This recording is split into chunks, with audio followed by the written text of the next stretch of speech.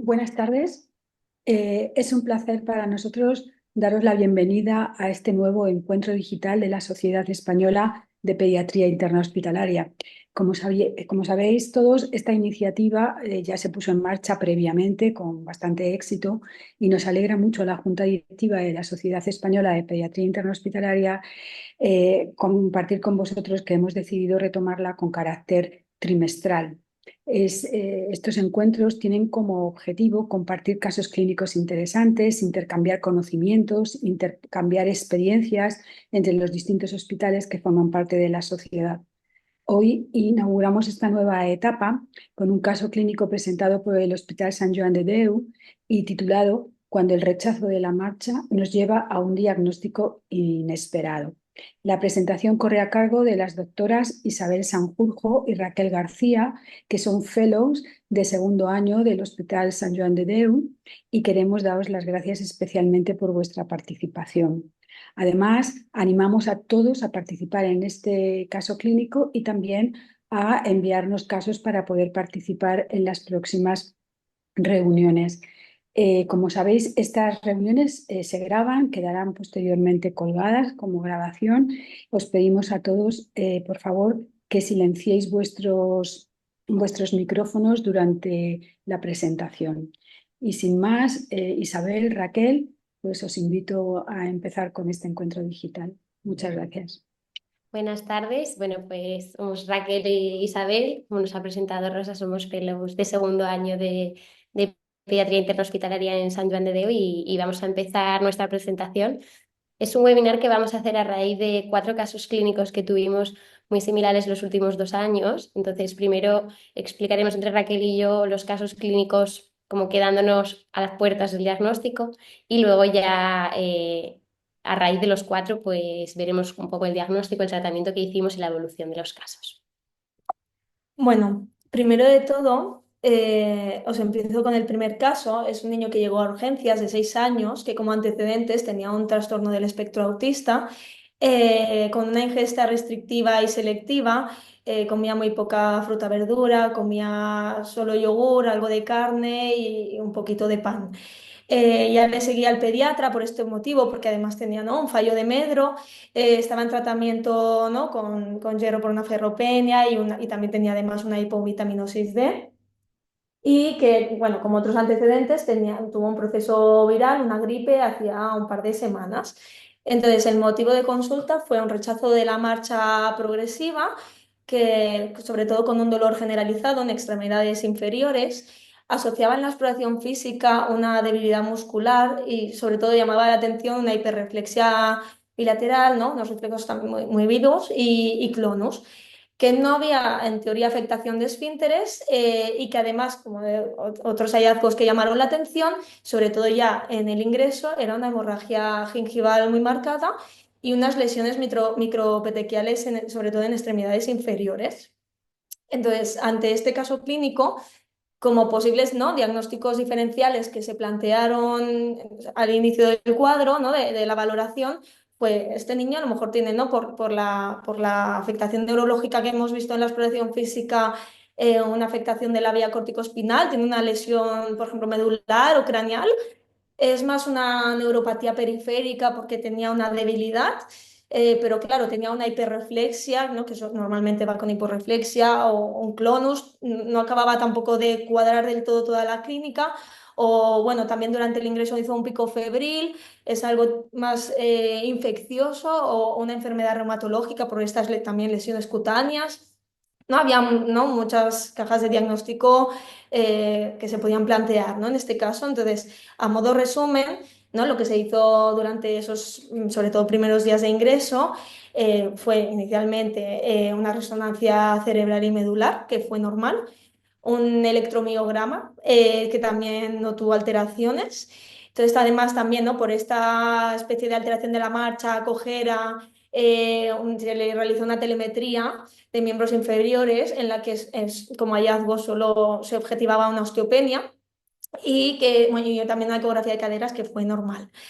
En contexto también de la fiebre, ¿no? Se hizo un despistaje infeccioso, una analítica de orina que fue normal, unos virus respiratorios que eran negativos, aunque no tampoco tenía clínica respiratoria, y después una analítica de sangre, bueno, algunas más seriadas, en las que se objetivó una leve anemia, una BSG, ¿no? de 19, un mínimo, ¿no? En el límite, en nuestro hospital es de 15 el límite, pues hay en el límite leve elevado, una PCR también muy poquito elevada de 26, unas CPKs que fueron normales, el perfil tiroideo que también no tuvo alteraciones, y también junto con reumatología ampliamos estudio, ¿no? Reumatológico, pero que no, la analítica ampliada no llamaba la atención. Y luego añadimos, ¿no? Por también la anamnesis que se realizó, pues un perfil nutricional, ¿no? Y que lo único que destacaba era la vitamina C, pues de 2 micromol por litro, que en nuestro hospital, ¿no? La referencia era entre 36 y 77. Ya está. Vamos con el segundo caso clínico. Este es un niño de 3 años que estaba ingresado a cargo de traumatología por rechazo de la marcha y coger a estudio, que se nos hizo una interconsulta a pediatría, pues para la valoración. Como antecedentes tenía también una alimentación restrictiva en el último año con una ingesta exclusivamente de yogur y de Petit Suisse. Previamente sí que comía de manera más variada. Además, referían haber tenido una caída desde su misma altura 1 mes y medio antes y por este motivo había acudido a urgencias varias veces, se le habían hecho radiografías de miembros inferiores que descartaban fracturas y analíticas de sangre que no vieron elevación de restantes de fase aguda y en una eco sí que vieron datos compatibles con una sinovitis transitoria de cadera izquierda. Entonces, bueno, fuimos a hacer la interconsulta y aparte del rechazo de la marcha y la cojera, desde hacía 1 mes y medio en la anamnesis no contaban otros datos clínicos. Finalmente se le solicitó por parte de reumatología una resonancia de cuerpo entero, donde sí que destacaban focos de hiperintensos en metafisis y epífisis distales y femorales de fémures, tibias, astragalo, metafisis distales de cúbitos radios y metafisis y epífisis proximales de húmero, escápulas y en ambos dorsales. Todo esto es compatible con unos focos parcheados y bilaterales de edema óseo, sugirieron descartar una osteomielitis crónica no bacteriana.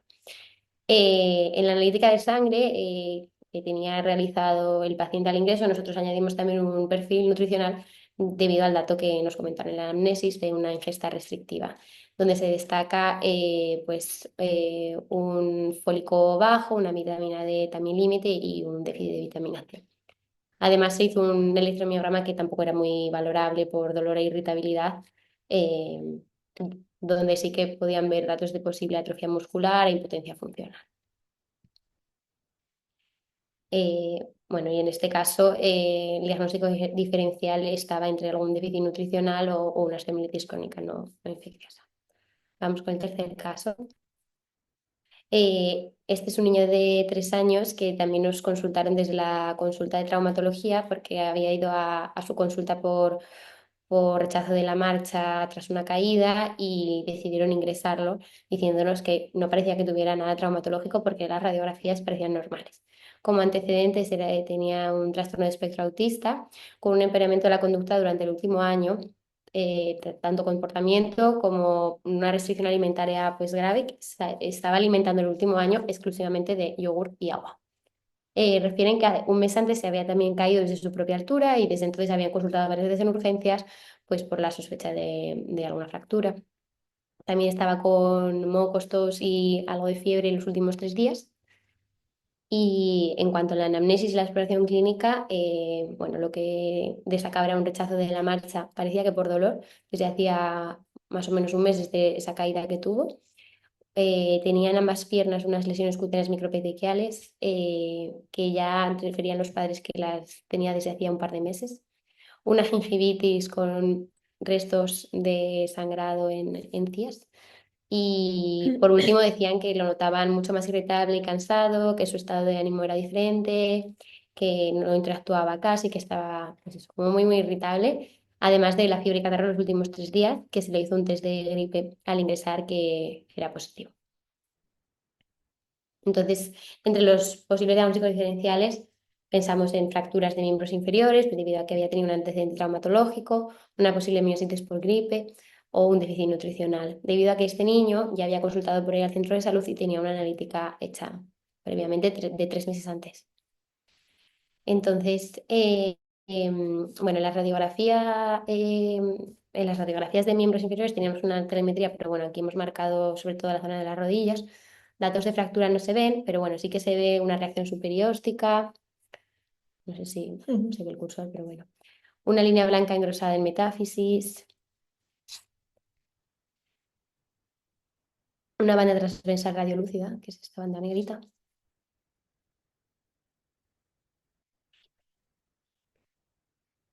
Por aquí y por aquí. Y una cortical como más adelgazada. Revisando la analítica que tenía, esto fue el primer día de ingreso, revisando la analítica que tenía de 3 meses antes del centro de salud, ya veíamos algunos déficits de vitaminas, incluido bueno, más leves, con un déficit de vitamina C. En ese momento se le indicó que aumentara la ingesta de cítricos, pero es verdad que por el trastorno que tenía no pudieron manejarlo, la verdad, el niño se seguía alimentando solo de yogur. Y en cuanto a la analítica que le hicimos en San Joan de Déu el primer día de ingreso, pues sí que tenía déficits de más vitaminas, A, B1, B6, de anemia ferropénica, las CPK eran normales, que era parte del diagnóstico diferencial. La vitamina C tuvimos una muestra insuficiente del ingreso porque es verdad que se necesita bastante cantidad y hay que procesarla de manera rápida. Y los restantes de fase aguda, que el niño estaba con fiebre, eran negativos. Y ahora os presento el último caso, que es un niño de 2 años que llegó a urgencias en contexto de una cojera de 10 días de evolución con rechazo de la marcha, que en teoría era un niño que como antecedentes tenía un neurodesarrollo normal, pero con una alimentación restrictiva y selectiva desde los 12 meses, que aún estaba pendiente por valorar por el CEDIAP, que lo había derivado su pediatra. Además, había tenido una caída sobre su propio pie derecho hacía 2 semanas, que ya han consultado por este motivo a urgencias en varias ocasiones y en su ambulatorio, que en teoría se había descartado fractura.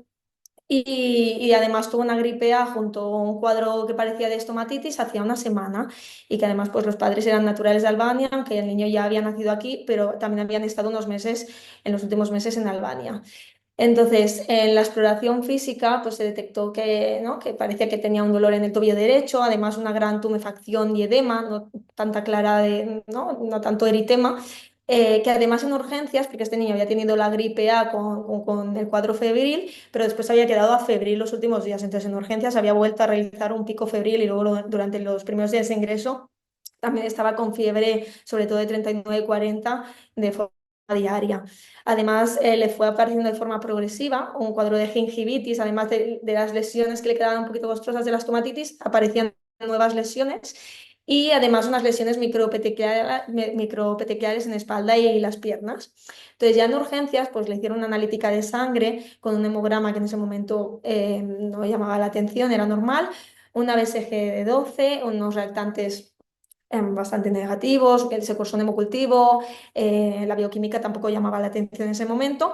Se realizó una ecografía articular que destacaba la lesión ósea en la zona del tobillo derecho con una reacción perióstica que llamaba la atención, pero no tenía derrame. Y luego además, como ¿no? había consultado en varias ocasiones en otro centro, teníamos una radiografía de extremidades inferiores de otro centro que la pudimos revisar desde ¿no? de hacía 24 horas, en la que parecía que había como una fractura a nivel distal de la tibia y que el radiólogo pues, ¿no? lo comentaba como que podía haber una corner fracture, que luego pues comentaremos ¿no? qué significa. En este caso, ¿no? Se planteó, sobre todo en urgencias y durante el ingreso, los primeros días, como diagnóstico diferencial, una posible ¿no? infección osteoarticular, ¿no? Porque sí que es verdad, pues, la gran tumefacción, ¿no? La fiebre, que aunque es verdad que los reactantes, ¿no? La analítica no llamaba la atención, pero el niño está bastante afectado, decíamos, bueno, ¿no? Podría ser una posible opción. ¿No? Se inició antibiótico con cefazolina inicialmente a la espera ¿no? de acabar de estudiarlo. Pero a pesar de antibióticos, tuvo 5 días con fiebre. Después la corner fracture, de la que se comentaba antes, normalmente el 50% se asocia a una lesión no accidental. Son fracturas metafisarias, sobre todo con, ¿no?, el roce de fricción o torcedura. Y bueno, esta familia es verdad que tenía un discurso muy coherente, ¿no? Aunque convivían con más adultos, la madre siempre estaba con el niño y realmente habían consultado desde aquella caída que tuvo hace unas semanas, habían consultado en varias ocasiones, entonces tampoco acaba de cuadrar, ¿no? O no llamaba la atención otro, ¿no? La anamnesis porque fuera una lesión no accidental. Y luego otra posible opción, la patología oncológica, sobre todo también con la afectación de la gingivitis, hemorrágica, las petequias. Bueno, había varias opciones. Entonces, durante el ingreso ¿no?, se realizaron en este niño, además que tenía un aspecto muy decaído, muy postrado, pues varias pruebas, ¿no? En contexto también de la posible corner fracture se hizo una serie ósea esquelética y lo que llamaba la atención era sobre todo como la trama así más trabecular, como osteopénica, con también las bandas, ¿no?, unas bandas más radiolúcidas y luego otras también más claritas. Después lo que hablábamos de la corner fracture es, ¿no?, como esta zona de aquí, que, ¿no?, hay una fractura metafisaria que se llama también enasa de cubo, que, ¿no?, había como dudas de si podía ser o no, con la reacción perióstica y también un adelgazamiento de la cortical. Y esto no solo sucedía, o sea, donde más se veía a lo mejor era ¿no?, en la zona de donde se había caído del tobillo derecho, que además era donde veíamos la tumefacción a nivel clínico, sino que sobre todo afectaba en la serie esquelética a todos los huesos largos, también en ambos fémurs, sobre todo el izquierdo, y también en el húmero. Entonces, además, en este contexto se realizó una resonancia, sobre todo de miembros inferiores, y destacaba también, pues, hemorragias subperiósticas con una captación de la médula un poco heterogénea, en la cual tampoco ¿no?, podía descartar proceso infeccioso versus inflamatorio infiltrativo. Se completó el estudio con una ecografía abdominal que era normal y también se realizó un PEC-TAC donde sí que se veía captación, ¿no?, sobre todo en las zonas de la médula ósea con un submáximo de 4, pero por ejemplo no captaba, ¿no?, en la zona de las encías, que también llama mucho la atención. Y entonces también, ¿no?, como era muy bilateral, no se podía descartar, pues, un proceso inflamatorio versus infiltrativo, aunque es verdad que el submáximo fue de 4. Luego además se hizo una analítica, ¿no?, varias analíticas seriadas, algunas más ampliadas, en las que sí que se fueron viendo los primeros días una anemia sobre todo microcítica, una alteración de la coagulación, una hipoalbuminemia. A pesar, ¿no?, de persistir la fiebre, la PCR máxima fue de 60 y la PCT de 0,5, y todo el despistaje infeccioso, ya sea cultivos, serologías, que también se cursaron, pues de Epstein-Barr y todo, bueno, muchas, incluso de sífilis, que luego hablaremos, fueron negativas.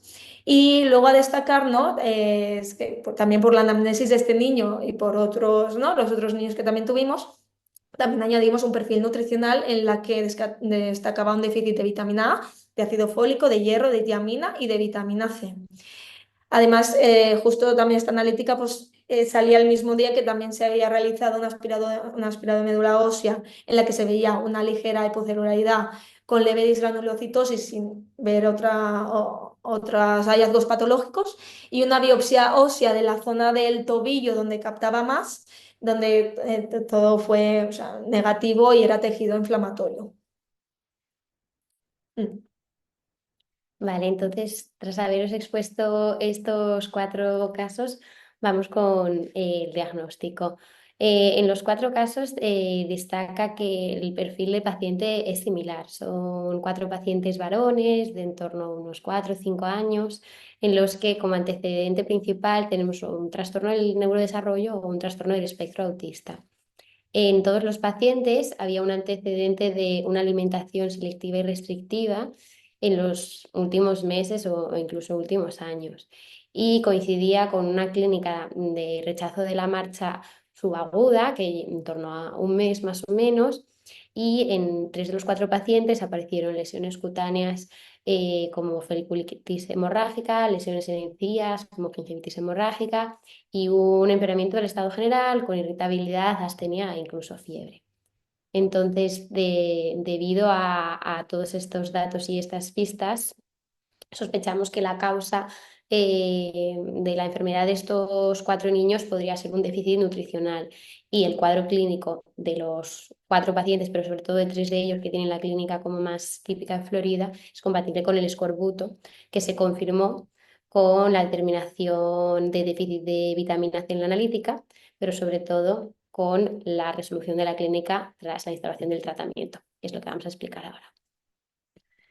Bueno, primero de todo, ¿no? Como bien dice Isa, el escorbuto es una condición clínica que es causada por el déficit de vitamina C, que no, hasta ahora es raro en países desarrollados, en comparación con otras deficiencias nutricionales que tenemos en la infancia, ¿no? Como ferropenia o déficit de vitamina D, que es verdad que revisando la literatura hay un desconocimiento de la prevalencia en Europa, y lo que hemos leído de Estados Unidos sí que hay una prevalencia de un 7% en niños mayores de 6 años, pero es verdad que el corte del registro es a partir de los 6 años y que la mayoría son asintomáticos. Además es, ¿no?, un difícil diagnóstico, bueno, presenta un reto porque es un difícil diagnóstico por una amplia gama de síntomas que hemos visto, y sí que los pacientes con factores de riesgo en los cuales a lo mejor tenemos que pensarlo cuando hacemos también la anamnesis es niños con discapacidad neurológica, con, ¿no?, como bien decíamos, trastornos del espectro autista, sobre todo con selección alimentaria, trastornos alimentarios, ¿no?, o pacientes que realizan dietas muy restrictivas, enfermedades renales crónicas, también, ¿no?, pacientes con mala absorción gastrointestinal. Y luego también en pacientes con sobredosis de hierro, ¿no?, que son niños que tienen anemia falciforme y reciben múltiples transfusiones.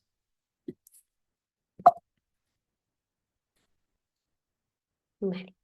La vitamina C o el ácido L-ascórbico es un micronutriente hidrosoluble esencial. Esto quiere decir que no es sintetizable por los humanos porque nos falta la gluconolactona oxidasa, que hace la transformación desde la glucosa al ascórbico mediante reacciones de oxidación. Bueno, que esta enzima no es sintetizable por los humanos, por lo tanto, es fundamental que obtengamos la vitamina C de la dieta, de las frutas y las verduras frescas o, bueno, si no, de suplementos dietéticos. La dosis recomendada diaria, pues en niños, en los lactantes en torno a 50 miligramos, y en niños más mayores, pues entre 25, también 50, y en adolescentes ya un poco más, 65 miligramos, que normalmente con tomar una pieza de fruta al día es suficiente para cumplir las necesidades diarias de vitamina C. En cuanto a las funciones principales, rápidamente, bueno, la vitamina C participa en un montón de reacciones y tiene muchas funciones, la verdad. Protege proteínas, lípidos y carbohidratos y ácidos nucleicos del daño oxidativo. Es un muy potente antioxidante. También aumenta la síntesis de colágeno maduro con nitrosilación y transcripción del procolágeno. Y por esto la clínica tan característica del escorbuto, de afectación de mucosas, de piel. Aumenta la biosíntesis de neurotransmisores como la dopamina, a noradrenalina, aumenta la hidroxilación de la carnitina, modula la respuesta inflamatoria, aumentando la estabilización de la vitamina E y del fólico y la absorción del hierro. Por lo tanto, muchas veces estos niños tienen déficits conjuntos al tener déficit de vitamina C. También aumenta la activación de prostaglandinas, esteroides adrenérgicos y metabolismo de catecolaminas, y disminuye la reducción del DNA y la metilación de histonas. Cuanto a la clínica. Sí, en referencia a la clínica, ¿no? En un estadio inicial lo que nos podemos encontrar es síntomas sistémicos y bastante inespecíficos, ¿no?, como es la astenia, fiebre, una pérdida de apetito, ¿no?, niños muy irritables, un malestar general.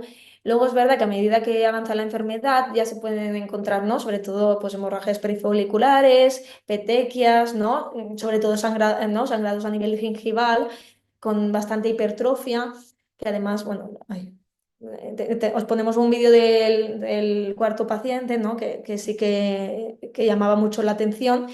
Y luego también, sobre todo, ¿no?, y cuando a veces más consultan, porque además son niños, ¿no?, con trastornos de espectro autista, que es muy difícil a veces, ¿no?, valorar bien, ¿no?, la orofaringe, ¿no?, por dolor en extremidades inferiores o cojera o rechazo de la marcha, que, ¿no?, en este caso fueron los 4 pacientes que sobre todo consultaban por ello.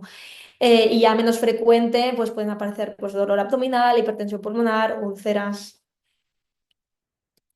Luego, como diagnóstico diferencial, que ya hemos ido comentando un poquito, ¿no? Pues por una parte puede haber, ¿no? Una sospecha de patología oncológica, además que hay niños, ¿no? que pueden tener ambas, ¿no? Ambas cosas, una leucemia con un déficit de vitamina C, hierro, ¿no? Entonces, es verdad que en niños muy afectados a veces cuesta, ¿no? No realizar ciertas pruebas para poderlo descartar al 100%. Luego también, ¿no? Una lesión accidental, sobre todo, ¿no? A nivel radiológico por las fracturas, ¿no? De Salter-Harris tipo sobre todo uno, porque son muy parecidas. Y luego también, ¿no? Clínica infecciosa. Y luego también, pues, clínica, ¿no? Reumatológica o neurológica, ¿no? Por ejemplo, un Guillain-Barré pues también podría generar dudas. Luego, en cuanto a, ¿no? a pruebas complementarias, hay una sospecha clínica o sobre todo pacientes, ¿no? que dices, uy, no, me recuerda a varios, ¿no? a varios cajones, el infeccioso oncológico y, ¿no? y hemos tenido algún caso similar, pues si es disponible, ¿no? Si está disponible, que a veces no se puede, pues se debería pedir en la analítica. Pues la vitamina C, ¿no? En déficit es menos de 0,2 miligramos de cilitro o, bueno, según como lo tengáis, o menos de 11 micromol por litro. Y luego niveles más límite serían menos de 0,6 miligramos de cilitro o menos de 34 y cifras totales en el cuerpo de 300. Luego ¿qué más podemos encontrar, ¿no? De signos indirectos en la analítica. Pues una anemia que ya puede ser microcítica por ¿no? por déficit también de hierro, o también podríamos encontrar la normocítica por si hay bastante sangrado, o macrocítica porque si también asocia, ¿no? pues déficit de folato o B12. La leucopenia y la hipoalbuminemia, sobre todo a nivel de malnutrición. También podemos encontrarnos elevación de reactantes de fase aguda por la clínica de inflamación a nivel óseo y también de la gingivitis, una alteración de la coagulación y además otros déficits nutricionales asociados. Y luego otras pruebas complementarias que podemos pedir solamente a tener en cuenta que a nivel radiológico, ¿no? Normalmente el escorbuto, como decía antes, primero es clínica no específica, luego pasamos sobre todo también a la cutánea, ¿no? hemorrágica y luego a la del hueso normalmente sería más a partir de los 3 meses. ¿no? Que lleva el niño un déficit de vitamina C. Entonces, inicialmente, en estadios tempranos, aunque haya la sospecha, tú le puedes hacer la placa que a lo mejor es normal, o hay el primer signo así inespecífico que se puede encontrar, que sería la osteopenia. Luego lo que podemos ver es la trabécula como un vidrio ilustrado, ¿no? por la pérdida que decía Isa del colágeno del osteoide. Y luego lo que podemos encontrarnos es un adelgazamiento de la cortical, ¿no? en punta de lápiz. También unas reacciones, ¿no? Periostales por las hemorragias superiósticas, sobre todo con pequeñas fracturas y que se van acumulando. Luego puede haber un rosario escorbútico a nivel costal, como el del raquitismo, por el mismo mecanismo. Y luego podemos encontrarnos un anillo de Wimberger, que se llama, que es a nivel circular en los núcleos de osificación, que se vea más hipodenso, ¿vale? Y que puede representar un sangrado. Esto es verdad que es muy específico, e incluso, ¿no? Para radiólogos es algo que se tiene que buscar activamente y que no es fácil, ¿no? Porque puede confundir con otras patologías. Luego, lo más específico del escorbuto es la línea blanca de Frankel, que es estas líneas que decíamos a nivel de la metáfisis, unas bandas engrosadas que se ven más, ¿no? Más blanquitas, porque ahí es donde se forma, ¿no? A nivel provisional, pues la mineralización y se vería es como la forma que se acumula allí en la mineralización que estaría bien. Y luego, secundario a esto, habría las líneas de Trummerfield, que son las hipodensas que vemos más oscuritas como al lado de las claras. ¿Vale? Que esto sería como campo de escombros por la trabécula que hay, ¿no? en alemán, porque hay pérdida de la densidad ósea. Y luego, por último, veríamos un espolón de Pelkan, que es esto que decíamos que nos podíamos confundir con las fracturas en asa de cubo, que luego mencionaré. Luego, a nivel de la resonancia, pues sí que podemos ver, sobre todo en T2, pues señales más hiperintensas, sobre todo de edema. Y luego también lo que llama la atención, sobre todo son cambios de señal, ¿no? anormales, sobre todo en la zona de metáfisis distal, ¿no? a nivel femoral de huesos largos, donde ves la médula pues heterogénea, ¿no? Y es lo que puede también dar confusión a que sea algo inflamatorio versus infiltrativo. Sí.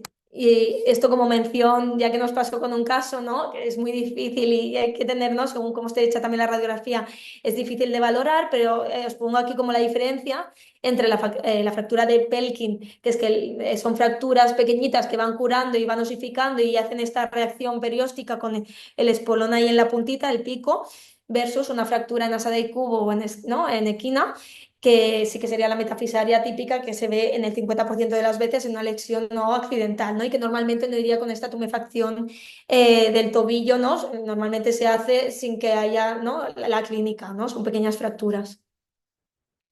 Y luego otras pruebas complementarias que no deberían de hacerse, pero ya que no se han llegado a hacer, pues si se hace un PET-TAC normalmente hay un metabolismo aumentado, pero bastante heterogéneo, con submáximos de 5 o 6. Y luego también captan, ¿no? la parte de las lesiones subcutáneas que también son hematomas.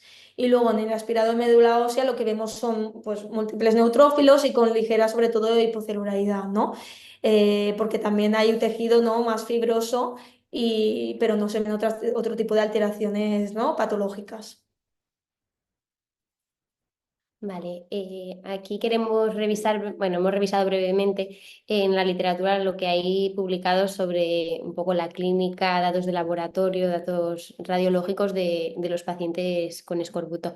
Entonces, en esta revisión que incluye 15 estudios, 166 niños, vienen un poco como los datos así principales pues sobre clínica, laboratorio y datos radiológicos. Eh, Destacamos pues algunas cositas. En cuanto a clínica neurológica como de antecedentes, un 30% de los pacientes, de ellos un 16% tienen autismo, que en otras series sí que eso el porcentaje es mayor. Una malnutrición en torno al 30% de los pacientes. En cuanto a la clínica musculoesquelética, es la mayoría principal, el 92% de los pacientes, con principalmente rechazo de la marcha, dolor en miembros inferiores. Clínica mucosa en la mitad de los pacientes, más o menos, con sangrado de encías, hipertrofia de encías. Clínica cutánea también un 40% de los pacientes. Y fiebre puede llegar a ser, aquí refieren 17% de los pacientes. En cuanto a datos de laboratorio, los restantes de fase aguda pues suelen estar elevados, la anemia en la mitad de los casos también está presente. Y en cuanto a otros déficits nutricionales, el que más acompaña es el déficit de vitamina D en 60% de los pacientes. Y en cuanto a los hallazgos radiológicos, pues lo más común son las líneas de Frankel, que el 73% de los casos en la radiografía de miembros inferiores se veía, que son las líneas pues, más claritas que ha explicado antes Raquel. Eh, y luego, bueno, el TAC y la resonancia también son los casos en los que hay hechos, también suelen estar alteradas casi siempre. Otra revisión que hay recientemente publicada del año pasado con los 54 niños que tienen en Argentina, en este caso también es muy similar. Con una media de 10 años y la mayoría de pacientes varones, la clínica que destacan es dolor en miembros inferiores, astenia, dinamia, fatiga. El 60% tienen clínica cutánea, el 44% clínica de encías, y en cuanto a hallazgos analíticos se acompaña de anemia, en este caso más, un 85% de los casos. La radiografía suele ser patológica en la mitad de los casos. Y aquí también cuentan cuáles son los niveles plasmáticos de vitamina C de media de 0,16, con el rango de entre 0,08 y 0,59. En cuanto a las dificultades diagnósticas que encontramos, esto es lo que refieren en el estudio, en la revisión sistemática. Lo primero es el retraso diagnóstico, el intervalo diagnóstico, que puede llegar a ser hasta de 2 años, con una mediana de 2 meses desde el inicio de la clínica hasta el diagnóstico. Que en bastantes casos se realizaron pruebas invasivas que quizás no hubieran sido necesarias en el 18% de los pacientes, como biopsias de médula ósea, de hueso, de encías, de músculo, mamografías, TACs, resonancias, y que en el 32% de los pacientes el diagnóstico inicial fue erróneo. En el 50% se sospechó la leucemia, también es pues, una enfermedad muy grave que hay que descartar, o tumores óseos en el 10%, así como enfermedades infecciosas como la osteomielitis o la artritis en el 30% de los casos, y también enfermedades reumatológicas como la osteomielitis crónica no bacteriana en el 20%. Vale, en referencia al tratamiento, revisando la literatura, es verdad que no existe un régimen estandarizado, pero lo que sí que se recomienda son los suplementos de vitamina C entre 100, 300 miligramos, a lo mejor en los niños más pequeños, hasta 1 gramo diario oral. Entonces, normalmente la duración que se establece es de un mes o hasta una completa recuperación, ¿no? de los síntomas, sobre todo a nivel, ¿no? musculoesquelético. Si es más de 100 miligramos al día, se recomienda dividir la dosis, porque es verdad que por lo que pone en la literatura, los mecanismos de absorción intestinal y excreción renal se pueden saturar con la ingesta más de 100 miligramos en una dosis, y que luego también, en referencia a la endovenosa, es igual de efectiva, pero claro, en pacientes con mala absorción intestinal es adecuado iniciarles endovenosa, que sería la misma dosis. Luego, además, es súper importante, sobre todo en los pacientes que hemos visto, un seguimiento súper estrecho por su pediatra y, ¿no? a nivel global, a nivel nutricional, ¿no? Porque son niños que se podría haber hecho una, ¿no? una dieta, o haber hecho medidas, ¿no? y educación a la familia para intentar, ¿no? suplementar, ¿no? con más bien frutas, verduras, ¿no? y hacer un adecuado seguimiento. Luego, además, pues niños que, ¿no? con cojera, ¿no? que hay que objetivar una mejoría, pues también está detrás rehabilitación, y también la parte, ¿no? con el TEDIAP, FISMIG, ¿no? La parte de psicología y neurología, ¿no? Para trabajar. Vale. En cuanto al tratamiento de la evolución, lo que hemos leído, publicado en estas dos revisiones que he explicado antes, en la mayoría de los pacientes el tratamiento fue oral desde el principio, en el 87% de los casos, aunque sí que en 10 pacientes se empezó el tratamiento intravenoso y luego se pasó a oral, la dosis entre unos 100-300 miligramos al día, por una duración media de un mes o hasta recuperación clínica completa. Y la recuperación en el 76% de los pacientes fue completa, en un intervalo de hasta 11 meses, y parcial en un 18% de los casos.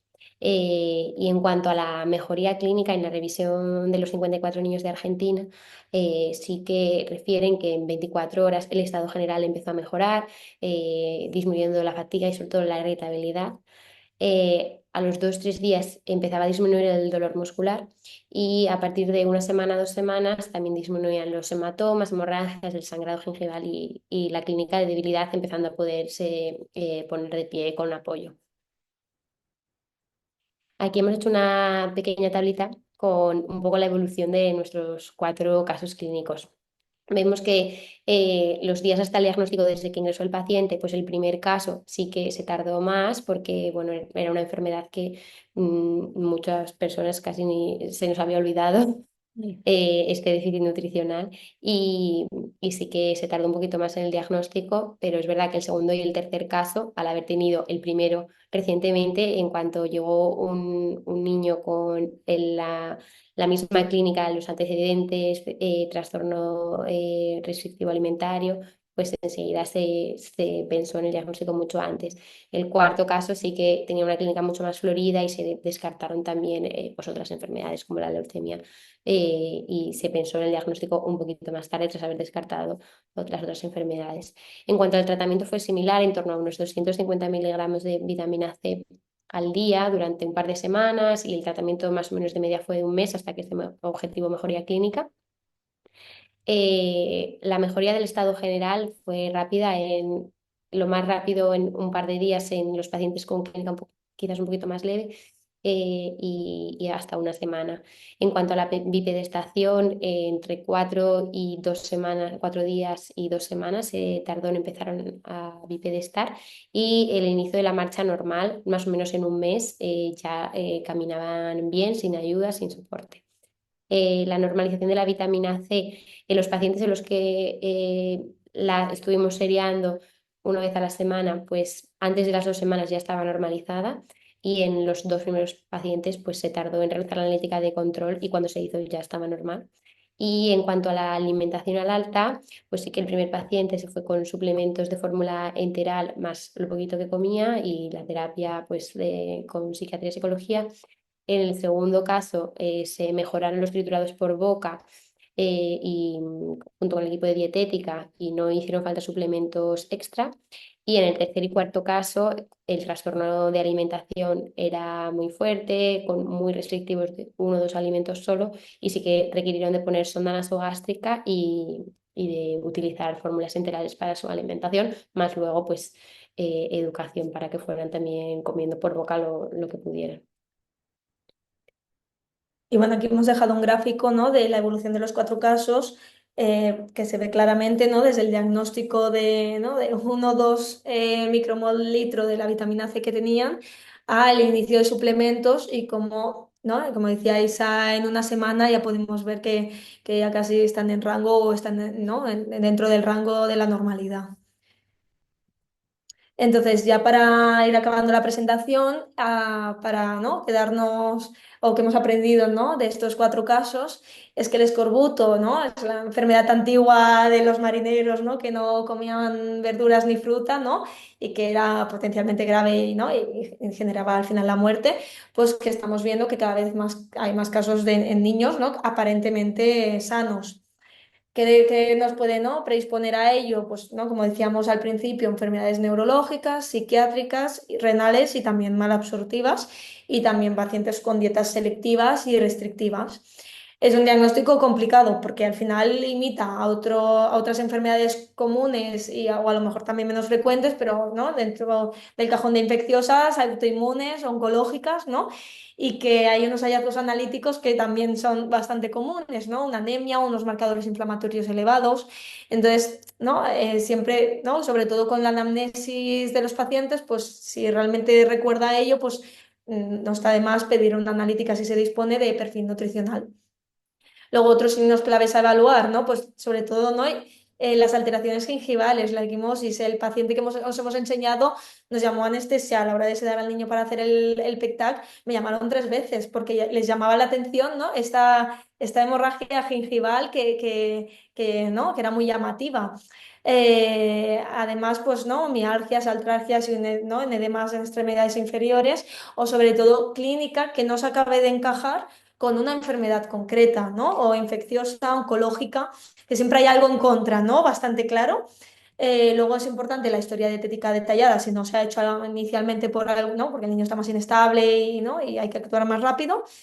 Luego también la importancia, ¿no?, de la sospecha clínica. Al final es un diagnóstico que inicialmente es clínico y que al final lo confirmarás si te mejora con el suplemento de la vitamina, ¿no?, si le pones la vitamina C.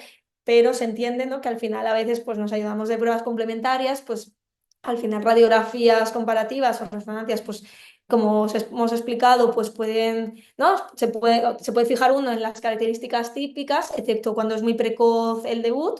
Y luego, sobre todo, si es posible, evitar pruebas complementarias, ¿no?, más agresivas, o que se pueden posponer un poco si se dispone, ¿no?, del resultado. Se puede suplementar y ver si mejora, ¿no?, porque el cambio inicial es bastante rápido, ¿no?, como el PECTAC, pues analíticas seriadas o un aspirado de médula ósea, biopsias, ¿vale? Y bueno, sobre todo aquí la preocupación, ¿no?, por los pediatras por las dietas restrictivas, sobre todo el escorbuto resurge por evitar una alimentación rica en frutas y, ¿no?, en frutas y verduras. Es que al final con una naranja al día sería, ¿no?, suficiente para la cobertura de la vitamina C. Luego la necesidad, pues, de educar, ¿no?, sobre los riesgos de las dietas que no son equilibradas, ¿no?, hoy en día cada vez más. Recordar también, pues, esta enfermedad de pacientes con hábitos alimentarios selectivos, o sobre todo que también se acompañan, ¿no?, de aparición de síntomas como cojera o alteración de la marcha. Y entonces que, bueno, también saber, ¿no?, pues que el retraso en su diagnóstico pues condiciona pues síntomas al final graves, pruebas innecesarias, ingresos pues que se prolongan, y luego pues al final unas complicaciones severas como la discapacidad física, ¿no? Como decía Isa, pues que es verdad que los niños han recuperado, pero tardan meses en hacer una marcha normal, ¿no? Y luego ya pues otras complicaciones más graves que con mal pronóstico si no se instaura el tratamiento. Bueno, Y aquí bueno, están las referencias bibliográficas que hemos utilizado y, y nada está. más, ya hemos terminado. Si tenéis alguna pregunta, podéis comentaros por nuestra parte. Bueno, daros las gracias por la oportunidad de hacer este webinar, y a todos y los residentes, sobre todo, que os interese la pediatría interna hospitalaria, que sepáis que el Sant Joan de Déu es vuestra casa y que podéis venir aquí a conocernos, a hacer una rotación externa como queráis. Y dejamos aquí la información de la próxima reunión de la SEPI en Alicante en 2026 para que tengáis la información.